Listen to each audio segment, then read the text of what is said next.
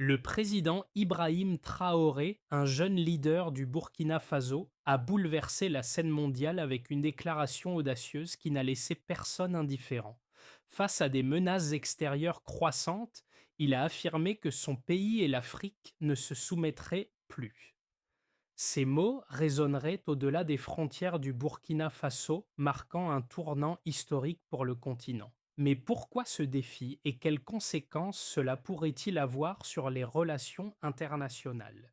Ibrahim Traoré n'a pas seulement défié un seul dirigeant, il a lancé un défi aux puissances mondiales, affirmant que l'Afrique ne serait plus le terrain d'expérimentation des grandes puissances étrangères. Il a réaffirmé la souveraineté de son pays et l'unité de l'Afrique contre toute forme d'ingérence extérieure. Le message était clair. Il ne s'agissait pas seulement d'une position diplomatique, mais d'une revendication forte pour un continent longtemps dominé par les intérêts étrangers. Ce discours allait au-delà de la politique étrangère du Burkina Faso, il touchait au cœur de l'indépendance africaine. Que signifie ce défi pour l'avenir des relations internationales? Peut-il vraiment transformer la dynamique de pouvoir entre l'Afrique et les anciennes puissances coloniales? Les enjeux sont immenses et les conséquences de cette prise de position ne font que commencer. En 24 heures, les mots de Ibrahim Traoré avaient déjà fait le tour du monde. Mais ce qui a commencé comme une déclaration singulière a rapidement déclenché des échos dans toute la région du Sahel. Le Burkina Faso, traditionnellement perçu comme un pays périphérique, se trouvait désormais sous les projecteurs internationaux, non pas pour une crise humanitaire ou une situation politique instable, mais pour une position ferme face à une menace extérieure. Le discours de Traoré à Ouagadougou ne représentait pas seulement un moment de défi, il incarnait un tournant dans la politique africaine contemporaine. Pour comprendre l'ampleur de cette prise de position, il faut revenir à la situation géopolitique de la région. Depuis des années, les pays du Sahel ont été sous pression entre l'instabilité intérieure due aux groupes extrémistes et les interférences des puissances étrangères, en particulier la France et les États-Unis. Ces nations ont, dans une large mesure, imposé leur vision de la sécurité et de la gouvernance sur la région. Mais un changement profond se faisait sentir, et Traoré en était désormais le porte-voix. Ce défi n'était pas simplement une réaction à un événement immédiat, mais le produit d'un contexte plus large, celui d'un continent qui se redécouvre un pouvoir collectif.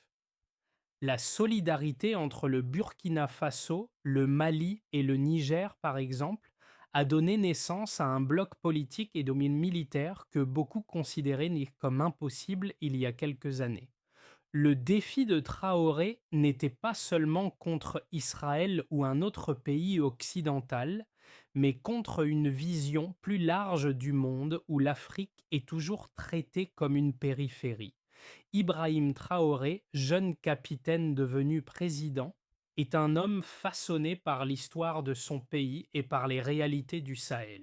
À seulement 36 ans, il incarne une nouvelle génération de leaders africains impatients de renverser les paradigmes coloniaux et de revendiquer la souveraineté de leur continent. Dans un environnement où les dictées de l'Occident ont longtemps été acceptées, Traoré est un symbole de résistance et de changement. Mais qu'est-ce qui a poussé Traoré à prendre cette position aussi audacieuse?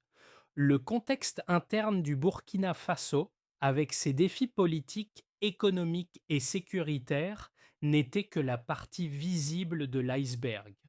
Depuis sa prise de pouvoir, Traoré s'est efforcé de consolider l'indépendance de son pays en mettant un terme aux liens trop serrés avec les anciennes puissances coloniales, en particulier la France. Mais son défi à Israël va bien au-delà de la politique étrangère. Il représente une rupture avec des décennies de diplomatie africaine subordonnée. Les premières réactions ont été marquées par un mélange d'admiration et d'inquiétude.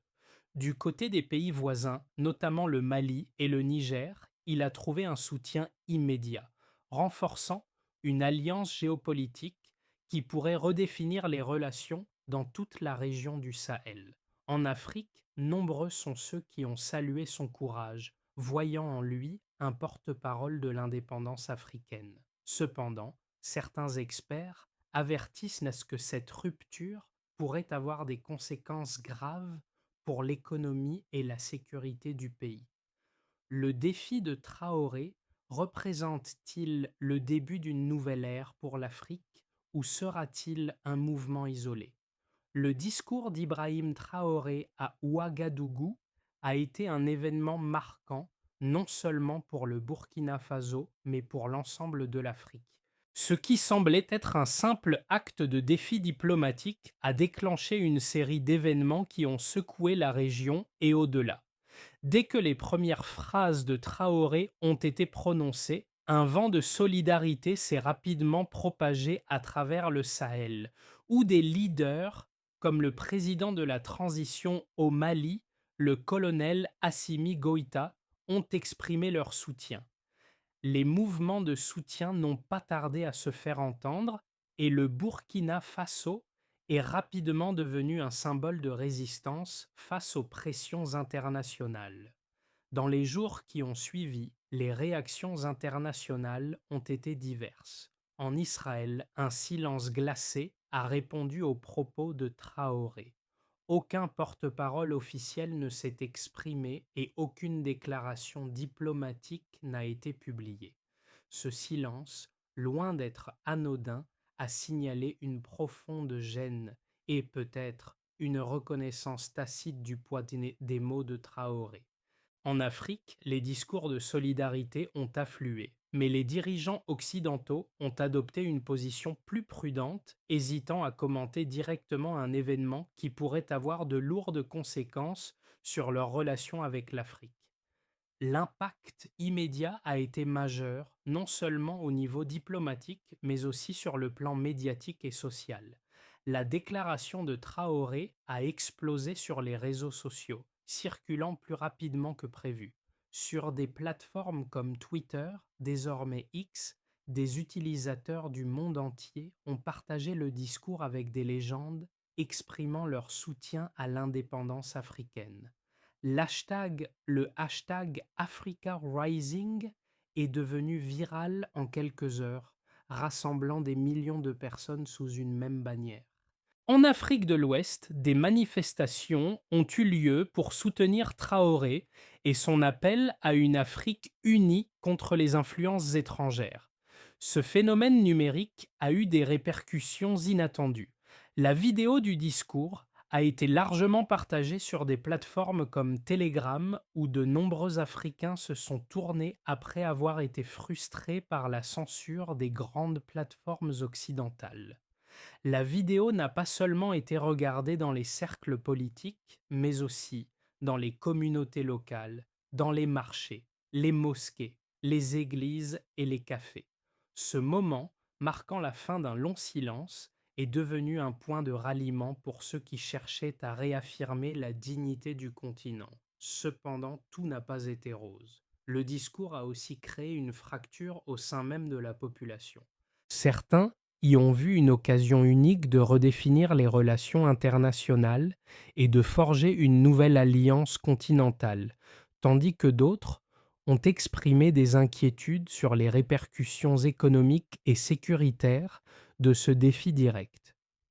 La pression sur le Burkina Faso allait-elle s'intensifier? Les pays européens, qui ont des intérêts considérables dans la région, allaient-ils réagir par des sanctions ou des pressions diplomatiques? La tension a culminé lorsque les dirigeants européens ont commencé à redéfinir leur approche de la région. Des discussions informelles ont eu lieu en marge des grandes conférences internationales, où les diplomates ont exprimé leur inquiétude face à l'alignement de plus en plus manifeste entre les pays du Sahel. Les enjeux sont devenus clairs. L'Afrique pourrait bientôt choisir son camp, mais à quel prix?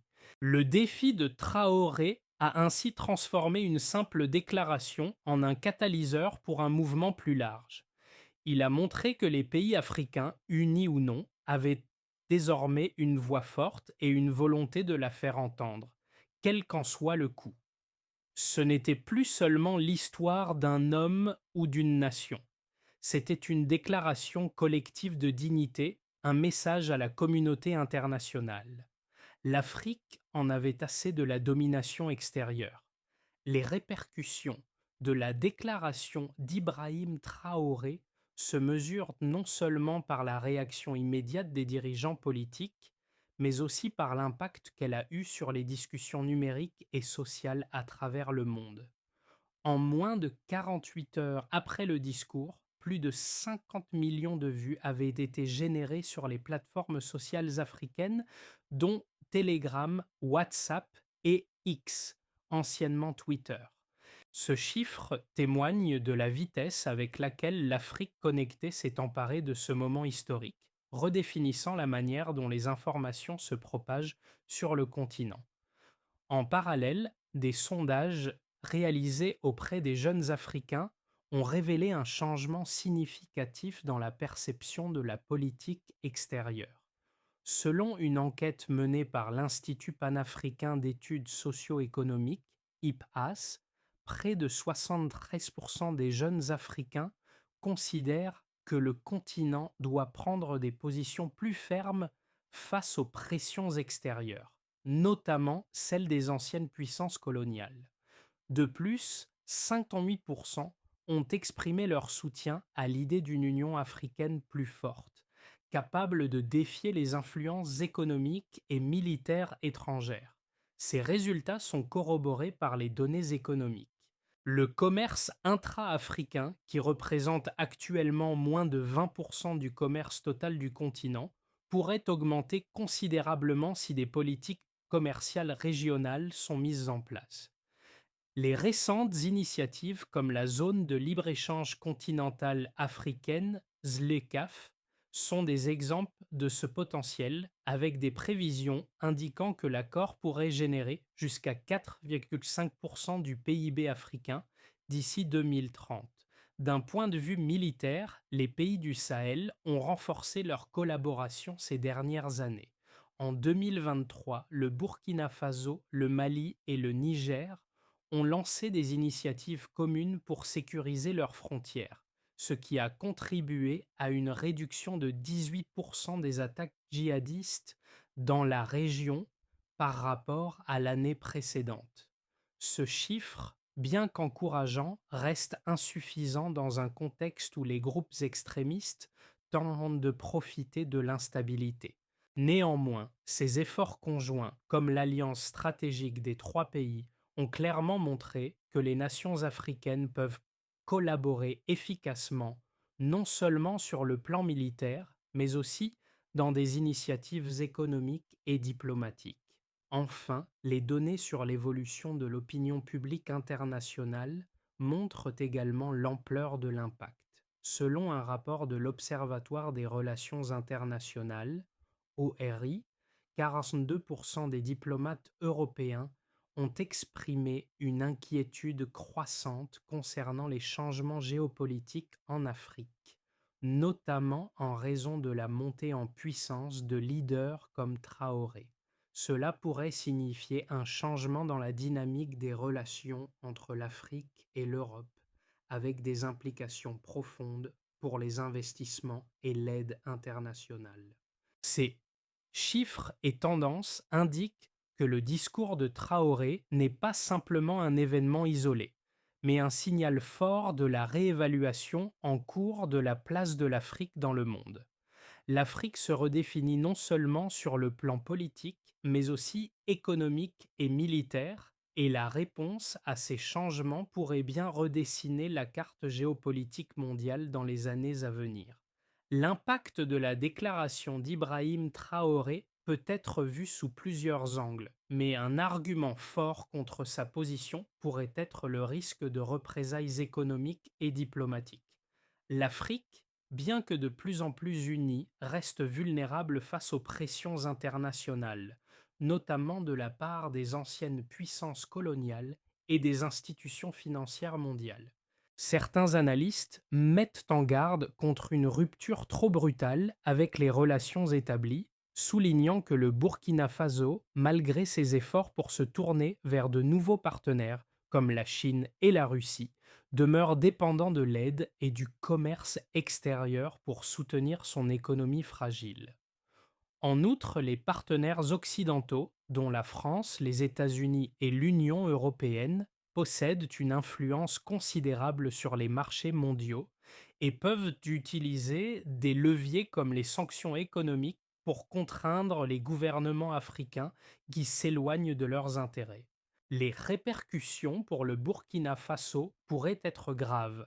L'impact sur les investissements étrangers, les exportations et l'aide au développement pourrait s'aggraver, augmentant la pression sur un gouvernement déjà confronté à des défis internes importants, comme les attaques terroristes et les tensions sociales. Cependant, ce point de vue peut être contrebalancé par un autre argument, celui de la résilience et de la diversification. Bien que le Burkina Faso et d'autres nations africaines dépendent encore largement des partenaires étrangers, la dynamique du commerce et des alliances mondiales est en train de changer.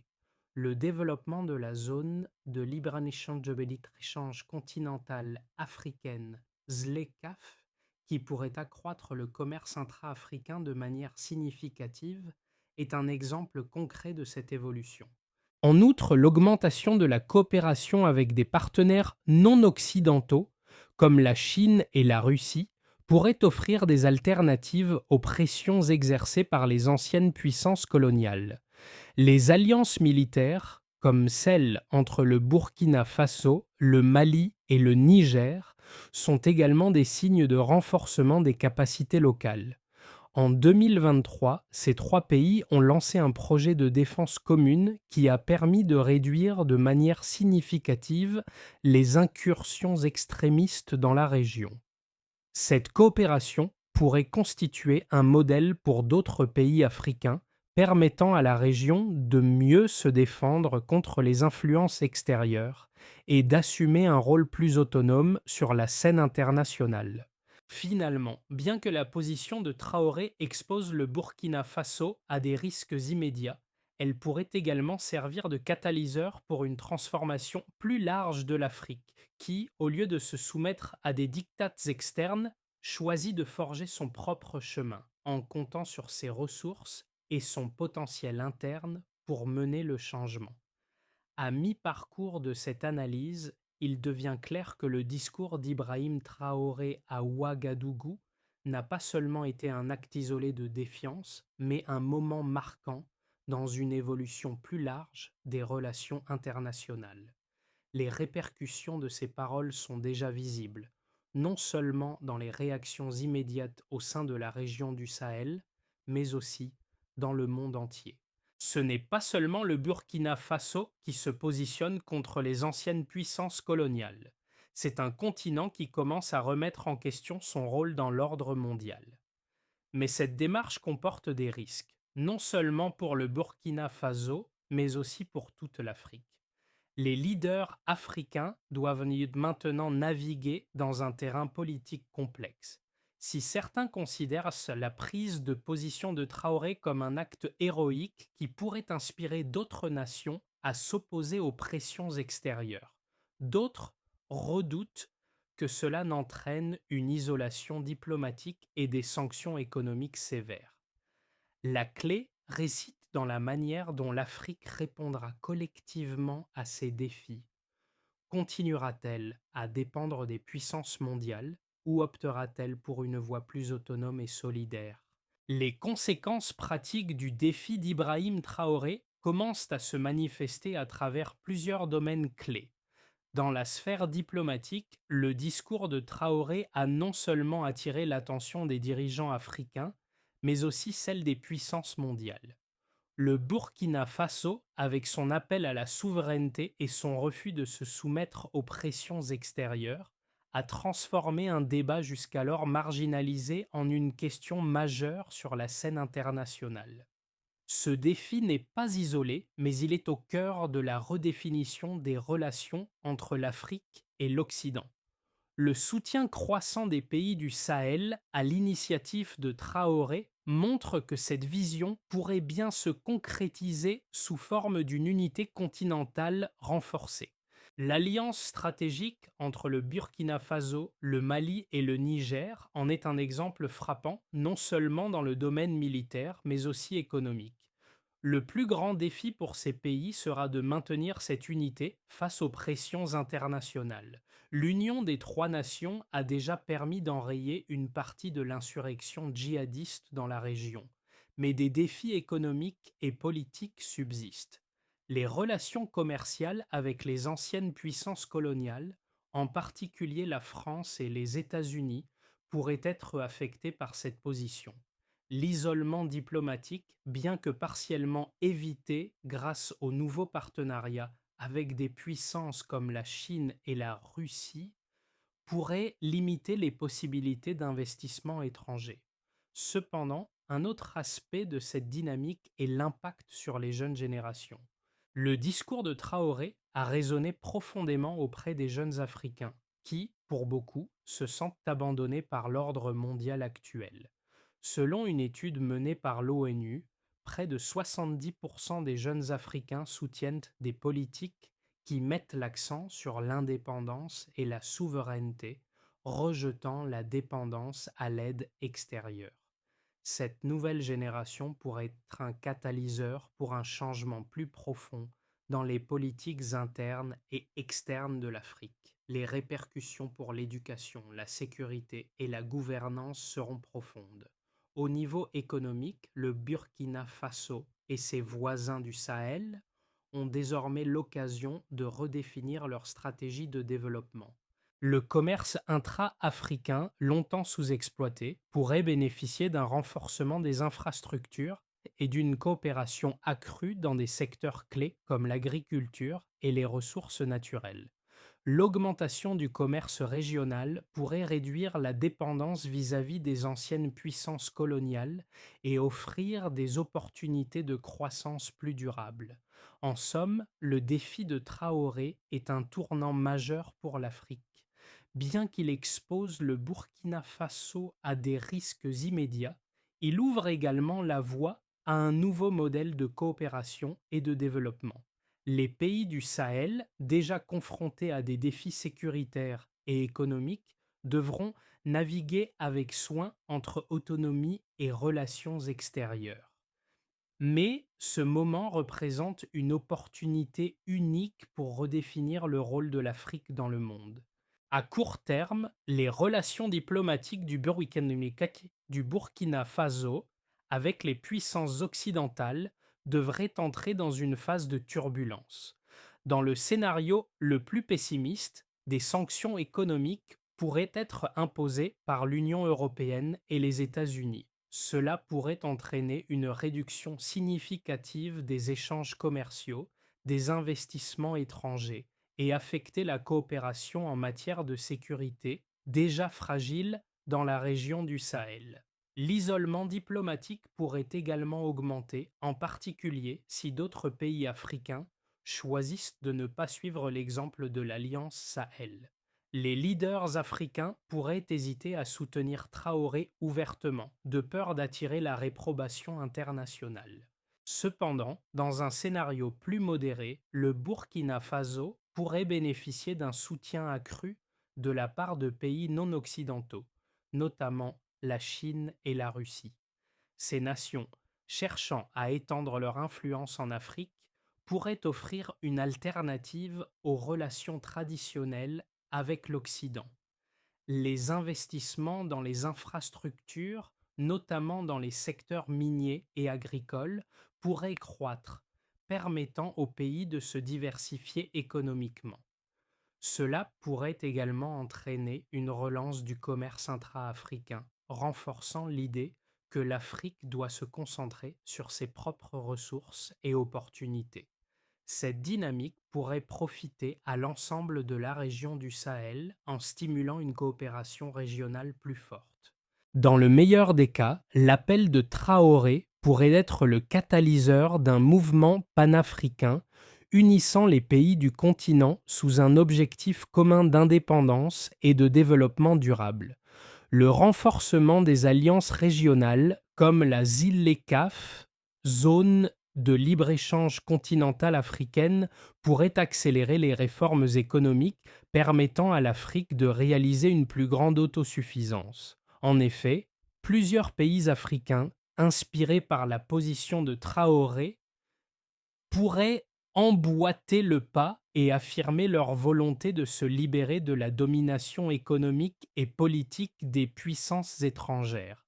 Si cela se produit, l'Afrique pourrait amorcer une nouvelle phase de son développement axée sur l'intégration économique et une plus grande influence géopolitique.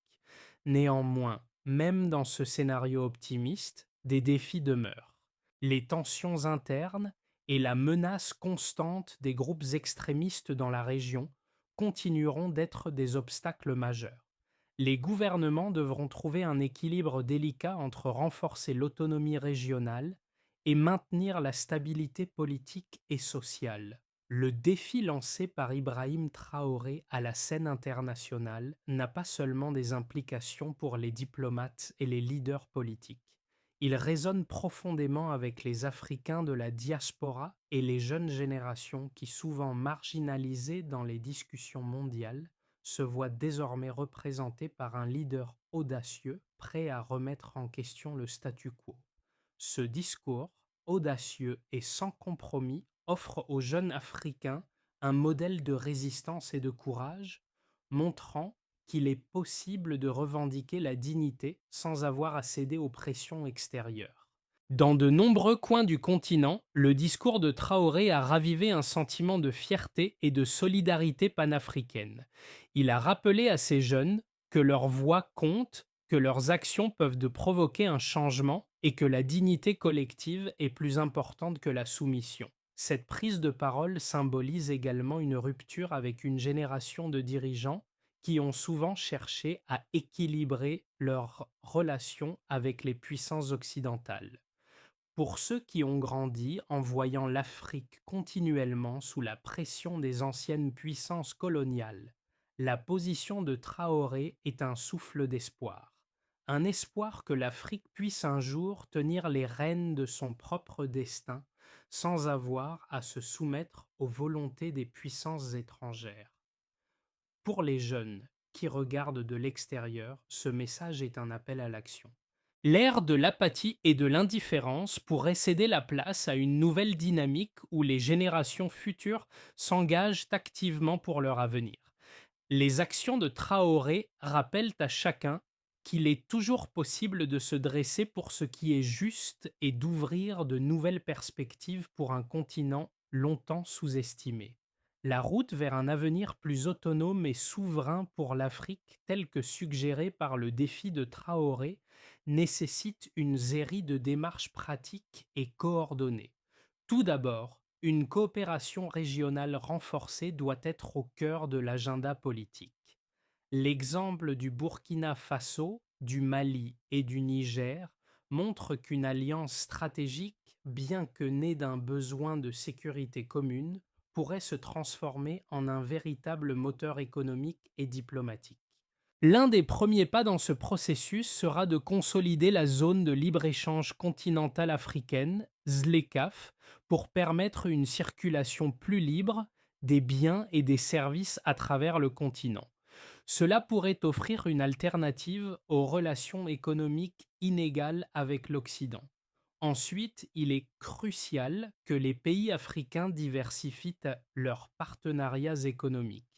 Si la Chine et la Russie ont montré un intérêt croissant pour l'Afrique, des accords stratégiques bien négociés pourraient offrir des investissements dans des secteurs essentiels comme l'infrastructure, l'énergie et les technologies. Parallèlement, l'Afrique doit développer des solutions internes pour répondre à ces défis économiques.